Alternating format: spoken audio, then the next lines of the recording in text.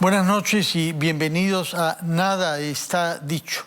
Hemos invitado a la primera ministra, señora Mirta Vázquez, para que nos oriente sobre algunos de los grandes temas de actualidad que tienen que ver sin duda con el anuncio hecho por el ministro de Salud hace pocos minutos sobre la declaratoria oficial de una primera hora, cosa que será sin duda sancionada mañana en el Consejo de Ministros en la que la señora Vázquez participará.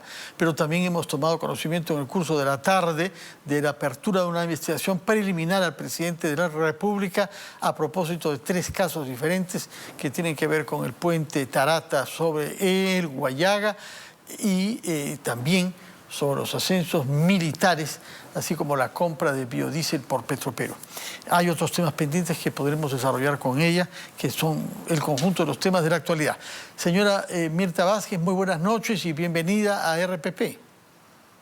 Muy buenas noches, don Fernando. Muchas gracias por la invitación a este programa. No, gracias a usted, sobre todo, que podrá quizá, más allá de los aspectos sanitarios, darnos alguna visión de lo que implica que el ministro de Salud haya afirmado que estamos ante una tercera ola precipitada por la emergencia de esta variante del virus Omicron. Me imagino que tendrán la agenda del Consejo de Ministros mañana, y en lo que eso será un tema mayor. ¿Qué cosa va a proponer usted? ¿Qué le parece razonable que se adopte como medidas para hacer frente a esta nueva realidad? Sí, efectivamente creo que uno de los problemas principales que ahora enfrentamos en el país es el tema de la pandemia, y justamente esta tercera ola se estaba esperando desde hace mucho tiempo, como lo ha expuesto el ministro de Salud el día de hoy en la conferencia. Ya tenemos bastantes indicios de que esta tercera ola está aquí, y creo que el objetivo de anunciar es que la población sea consciente de lo que estamos enfrentando. Es verdad que la pandemia nos alcanza en esta ola con un nivel de vacunación bastante elevado. Sin embargo, creo que hay que implementar una serie de medidas porque no es suficiente la vacunación, el nivel al que hemos llegado. Hay que seguir incentivando a que se complete este proceso de vacunación, y eso es lo que mañana vamos a discutir, digamos, medidas preventivas, pero también medidas que se tienen que complementar en el sistema de salud para estar preparados en este momento que seguramente habrá un nivel considerable de personas que lleguen a los establecimientos de salud, y hay que estar, por supuesto, preparados para tratar de superar, digamos, esta situación y no perder vidas como en las anteriores olas, ¿no? ¿Cuáles podrían ser esas medidas a las que usted hace referencia? Bueno, en principio creo que hay que tomar y volver a tener en cuenta que seguramente volveremos a tomar algunas acciones que tengan que ver con ciertas restricciones, por ejemplo, aforos. Seguramente vamos a discutir mañana nuevamente cómo es que se reducen algunos aforos por prevención, cómo es que adoptamos algunas medidas también restrictivas en el tránsito, seguramente, cómo regulamos algunas acciones que tienen que ver, por ejemplo, con el trabajo virtual, que otra vez tenemos que volver a utilizarlo. Creo que son medidas razonables que podemos adoptar en este momento para enfrentar esta situación nuevamente que enfrentamos. Y luego otra serie de medidas complementarias, el tema de la vacunación y lograr superar las metas que ya tenemos, que la población se pueda hacer justamente se pueda vacunar con la tercera dosis. Creo que va a ser fundamental en este momento la vacunación de niños, y complementariamente también, y muy importante, cómo atendemos otra vez el primer nivel de salud de los establecimientos, ¿no? Cómo nos preparamos con oxígeno, con camas UCI, que creo que eso va a ser fundamental nuevamente en este momento que atravesamos, ¿no? Permítanos, por favor, conectarnos también con la radio RPP, en donde se halla nuestra colega Joana Castro. Joana, adelante, por favor, y feliz de estar juntos. Fernando, buenas noches. Buenas noches, Mirta Vázquez, jefa del Gabinete de Ministros. Queríamos preguntarle además acerca de esta conferencia que ha brindado hace unas pocas horas, ¿no? Casi una hora, el ministro de Salud, Hernando Ceballos. Sí, se piensan enfatizar algunas medidas restrictivas. Él ha indicado que, por ejemplo, no unas cuarentenas, pero hay regiones, por ejemplo, en las cuales la vacunación no va a un ritmo adecuado o acelerado. ¿Se ha pensado ya quizás algunas medidas restrictivas? Mañana justamente discutiremos en el Consejo de Ministros a la luz de lo que nos digan los expertos, cuáles serían las medidas pertinentes, sobre todo en estos lugares donde el nivel de incidencia de la pandemia por un lado es alto, pero por otro lado tenemos todavía un bajo nivel de vacunación. Por ejemplo, hay zonas como Puno que todavía tenemos el reto de aumentar el proceso de vacunación, y creo que ahí tendremos que evaluar cómo se comporta la pandemia, qué medidas son pertinentes en este momento. Creo que hay que hacerlo siempre a la luz de estos aspectos técnicos que nos digan los expertos, ¿no? Sí, bueno, por otra parte, todo el mundo está pensando desde ya en las dificultades para que se concrete la decisión que se había tomado de dar inicio a las clases presenciales el mes de marzo.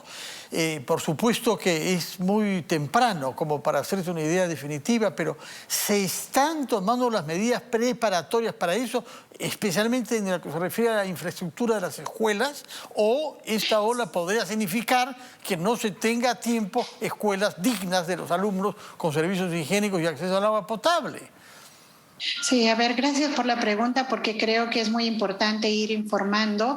El nuevo ministro de Educación, desde que ha asumido la cartera, ha tenido como uno de los objetivos principales esto de cómo implementamos las medidas necesarias para llegar al mes de marzo preparados para el inicio de las clases presenciales. Y entonces el día de hoy, por ejemplo, tuvimos una reunión con él muy importante, y también con el Ministerio de Economía y Finanzas, con quienes estábamos discutiendo cuáles son los requerimientos fundamentales, por ejemplo, para atender esta brecha de infraestructura que tenemos en varios lugares del país, cómo solucionamos algunos problemas de requerimientos de docentes, que vamos a necesitar muchos más si es que queremos, por ejemplo, partir las jornadas educativas, cómo es que nos preparamos para que todas las escuelas tengan no solamente para los alumnos los kits de higiene, sino que los propios administrativos tengan las condiciones necesarias para poder trabajar, digamos, en estas condiciones, enfrentando la situación de la pandemia. Hemos tenido toda una discusión sobre el tema. Es más, estamos ya, y el ministro está avanzando con algunas coordinaciones con otros ministerios, como con el Ministerio de Defensa, para asegurar que los materiales educativos llegan a los lugares más alejados, que nos preparamos, por ejemplo, para trasladar los requerimientos básicos a los lugares donde han habido desastres naturales, por ejemplo, ¿no? Entonces hay toda una preparación, incluso vamos a tener un cronograma que próximamente seguramente lo haremos conocer. Queremos involucrar incluso a todo el gabinete en esta tarea que hoy por hoy nos parece fundamental, y creo que también el tema de la vacunación de niños es un reto que vamos a impulsar desde la quincena de este mes, para llegar en condiciones adecuadas, digamos, con menores riesgos. Siempre va a existir el riesgo de la pandemia, pero hay que aminorarlo, por ejemplo, con la vacunación. Esa es una apuesta también que tenemos en este momento, ¿no? Joana. Ministra, quería preguntarle en realidad, y que nos recuerde un poco, cuál es el presupuesto asignado para el sector salud en cuanto a este año 2022, y si con eso se puede afrontar esta tercera ola de COVID-19. Se lo pregunto porque hace unos días conversábamos con el exministro de Salud, Óscar Ugarte, y él señalaba que este año el presupuesto designado es la mitad de lo que se dio en el 2021.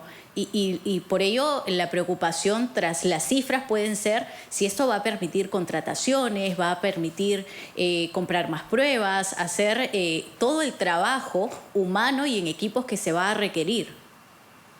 Sí, bueno, no tengo los números ahorita mismo, pero les aseguro que el presupuesto de este año ha considerado enfrentar todavía la pandemia y que justamente el Ministerio de Salud tenga las condiciones necesarias como para poder afrontar esta situación. Incluso el último día del año, el 31, se ha firmado algunos decretos en donde incluso se generan presupuestos para bonos para el personal de salud, para generar mejores condiciones digamos, laborales, ¿no? Entonces, yo creo que esta es una prioridad. Educación, salud siempre son prioridades de este gobierno y en todo caso, en el camino, si hay necesidades, creo que el MEF siempre está dispuesto como para poder destinar recursos prioritarios a este sector que seguramente va a ser muy sensible en este año, ¿no?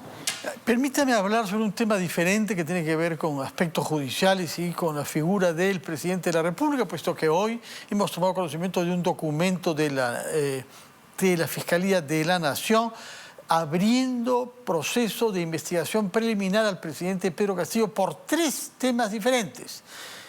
Por una parte, la licitación del puente Tarata sobre el río Guayaga, por otra, la compra de biodiesel por parte de Petroperú y finalmente los ascensos en las Fuerzas Armadas. ¿Cuál es su reacción como abogada y como miembro del gobierno respecto de esta decisión anunciada por la fiscal de la Nación? Bueno, en principio políticamente me parece importante que se hagan todas las investigaciones adecuadas como para que se pueda acreditar o disipar cualquier tipo de irregularidad que haya existido. Creo que frente a eso el presidente de la República ha manifestado toda su voluntad de someterse a estas investigaciones, incluso ha adelantado algunas diligencias, ¿no? Por ejemplo, disposición a levantar su secreto bancario, sus comunicaciones telefónicas. Creo que esos son signos de que se quiere colaborar con las investigaciones. Lo segundo es que como abogada me parece que hay un precedente con el caso del expresidente Vizcarra, que también se abrió esta investigación preliminar. Entonces, esta investigación está siguiendo ese mismo curso. Vamos a ver, creo que si se ha seguido este criterio, se tiene que avanzar en esta investigación preliminar. Recuerden que aquí las investigaciones preliminares solamente se inician por algún indicio, ni siquiera prueba, sino si hay algún indicio razonable de que hay alguna irregularidad, y en esa medida nos parece que el proceso está iniciándose de manera regular y creo que desde el Ejecutivo lo que hay que hacer es colaborar, ¿no? Y esta colaboración incluye además, ministra, ya la entrega de los cuadernos con los nombres, con la data exacta de las personas que ingresaron a Breña, a Palacio de Gobierno, porque si bien es cierto, sí, se ha escuchado decir al presidente Castillo que él puede poner a disposición el levantamiento financiero, telefónico, todavía ahí desde el otro lado o se mantiene a la espera el conocer quiénes ingresaron exactamente a estas reuniones, qué días, cuántas veces fueron. Sí, creo que justamente en el marco de estas investigaciones la defensa del presidente hará de conocimiento informaciones como estas. Yo creo que el presidente nuevamente reitero que ha demostrado que tiene toda la disposición de colaborar y tiene que ver ahora con estos procesos que seguramente harán este tipo de requerimientos, donde seguramente él contestará, ¿no?, por intermedio de su defensa.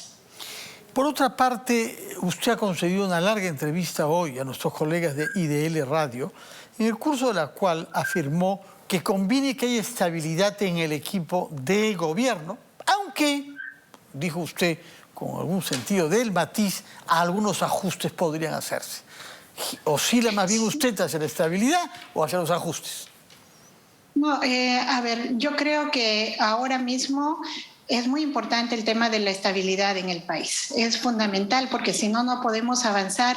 Cada cambio que se hace a nivel, por ejemplo, de un ministro siempre es un riesgo de un retroceso, ¿no? Entonces, eso creo que lo tenemos claro. Incluso nosotros recogemos las opiniones de gobernadores regionales, de los alcaldes que nos decían en la última reunión, nosotros necesitamos un mínimo de estabilidad burocrática porque cada vez que cambia un ministro un viceministro, en realidad para nosotros es toda una dificultad para continuar con los procedimientos, con los proyectos, y creo que eso es lo que el país debe aspirar, a una estabilidad mínima. Ahora, eso no quita que por ejemplo, haciendo una evaluación y se necesita un cambio que sea absolutamente justificable, seguramente se evaluará y se hará, pero hoy por hoy creo que valoramos... Siempre hablan sobre el tema hace semanas, que hoy va a hablar, se evaluará. ¿Cómo? No se evalúa cada día. El presidente dijo que pensaba hacer algunos cambios, de esto hace más de un mes, y no tenemos noticias de eso. Sí. El único cambio que ha habido ha sido forzado porque fue censurado por el Congreso, el de educación. Sí, porque creo que el presidente habla de que se tienen que hacer cambios, pero justamente una vez que se hace una evaluación, ¿y cuándo es el mejor momento para hacer la evaluación? Yo creo que es pertinente justamente terminado el año, y en esta época estamos haciendo justamente con el presidente, con el propio gabinete, una evaluación de cuánto hemos avanzado, cuáles son nuestros pendientes, un poco los desempeños. Este es el momento en que se está haciendo esta evaluación. Entonces, en algunas semanas seguramente nosotros tendremos algún resultado de esto, ¿no? ¿Usted propuso al señor Serna como reemplazo del ministro de Educación? Bueno, en realidad vino la propuesta, yo no conocía al ministro, pero algunas personas nos dieron esa sugerencia al presidente y a mí. Yo me encargué de entrevistar a quienes teníamos propuestos como candidatos, y por supuesto a mí particularmente el maestro Serna me pareció una persona muy adecuada como para asumir el cargo de ministro de Educación con los retos que eso corresponde, ¿no?, en este momento. ¿Tiene la misma convicción sobre el actual ministro de Transportes? Como sabe, ha sido objeto de una interpelación y hay una voluntad también de la parte de algunos congresistas de censurarlo. Pero es una persona que tiene poca credibilidad ante la opinión pública, ¿no? Bueno, creo que el Congreso ha hecho el trabajo de interpelación, tuvo la oportunidad de la censura, ahora nuevamente está volviendo a interpelarlo. Creo que el Congreso tiene que hacer una reflexión sobre cuáles son los principales cuestionamientos al ministro de Transportes. Nosotros al interno en el gabinete siempre hacemos también nuestras evaluaciones, pedimos explicaciones sobre los temas que se están cuestionando. Ahí el ministro va dándonos algunas respuestas, y creo que nosotros, en función a eso, como en todos los sectores, vamos mirando cómo está el desempeño, digamos, en esta como en otras carteras, ¿no? Otro sector que ha dado lugar a muchas polémicas desde el inicio del gobierno tiene que ver con la minería, y ese es un sector en el que ha tenido usted mucho que ver antes de estar en el Estado y también ahora, porque participó, si no presidió, las negociaciones que hubo en Chumbivilcas y que han llevado al levantamiento del bloqueo del corredor minero. Pero esas negociaciones, por una parte, conducían a una reunión el 18 de enero para ver detalles que las comunidades querían ver. Y por otra parte han sido cuestionadas por algunas comunidades. ¿Qué seguimiento están dándole ustedes a los 11 acuerdos y los 4 pedidos que se plasmaron en el acta firmada en diciembre en Chumbivilcas?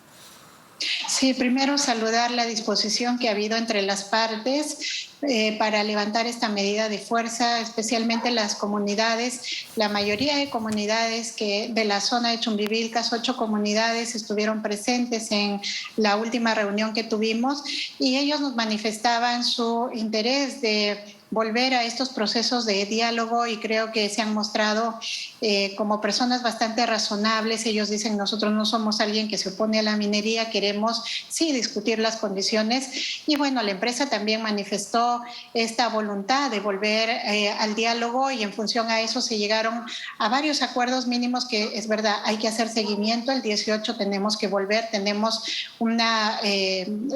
un equipo en realidad trabajando desde hace varios días, incluso antes de esta última reunión en la zona. Lo que queremos es que la gente sienta un Estado presente, garante de que los compromisos se van a cumplir. Creo que hay disposición de la empresa minera en avanzar con esto, y eso nosotros queremos garantizar, como repito, que así va a ser.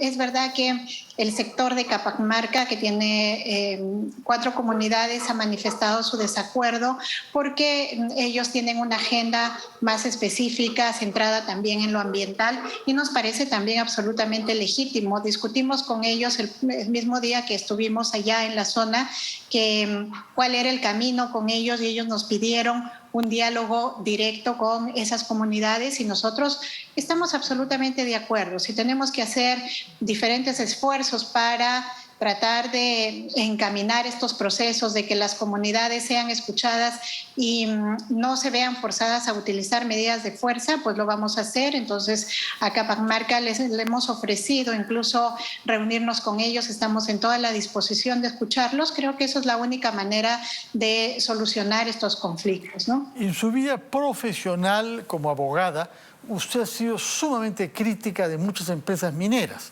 Recuerdo el caso de Cajamarca, pero no solo, lo fue también como primera ministra en Ayacucho, pero ahora está tratando de que se creen condiciones de seguridad jurídica y de confianza para que las empresas puedan trabajar y para que haya más inversiones.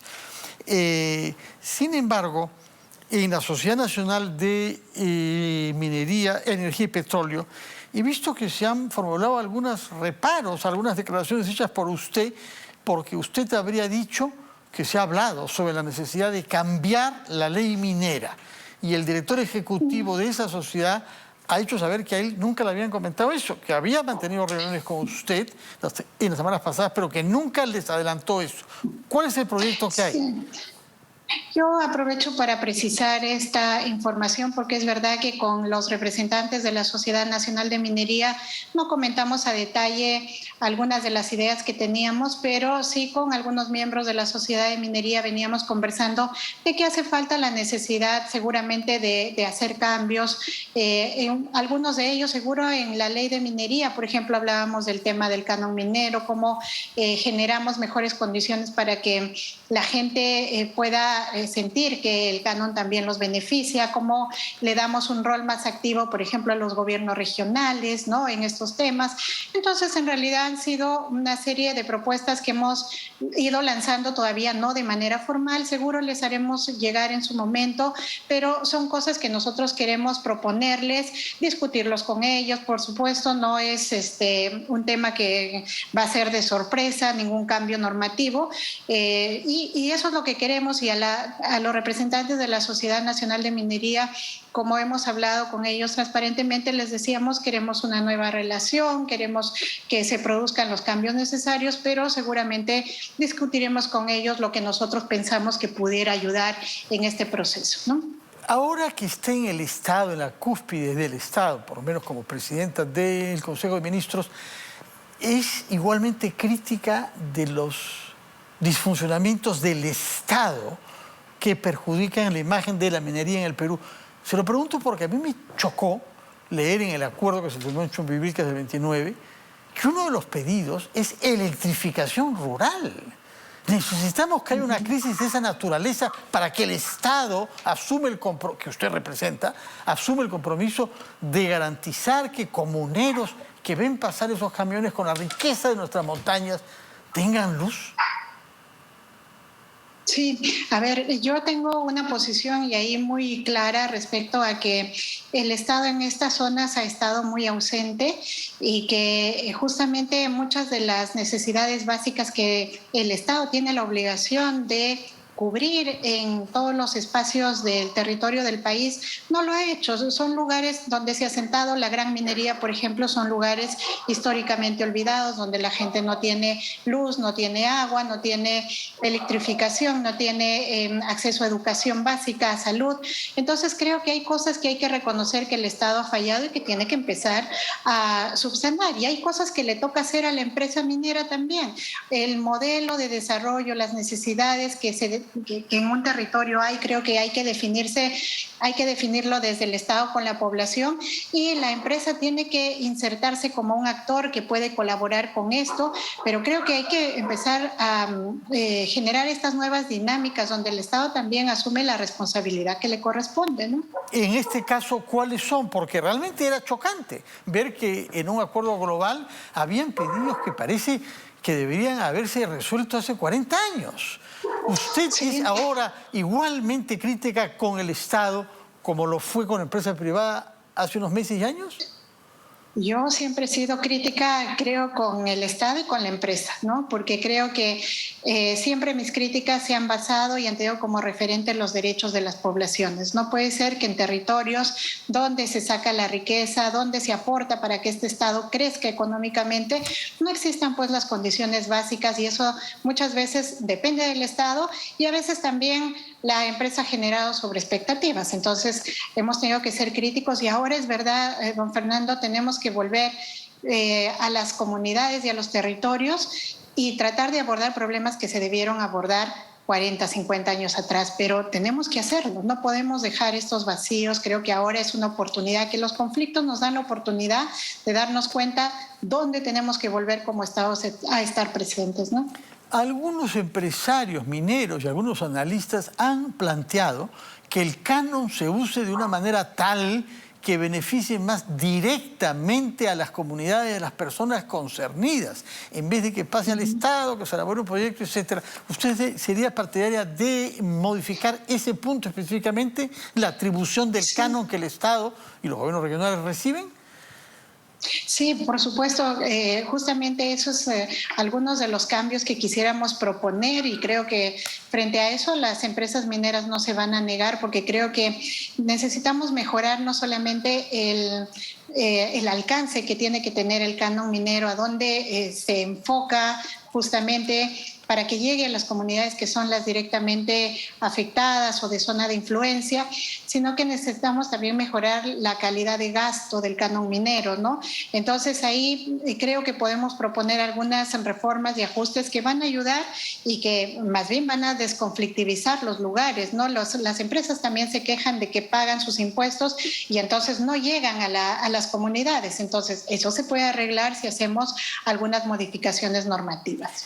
Señora, algunos analistas, algunos políticos, me llama la atención que de Somos Perú, que es un partido, digamos, ubicado en el centro de nuestro espectro, que ha respaldado al gobierno en varias oportunidades, están sosteniendo que sus relaciones con el presidente Castillo no parecen fluidas. Y Somos Perú específicamente propone que usted dé un paso al costado para que haya más efectividad en el gobierno. ¿Qué contesta a los que piensan de esa manera?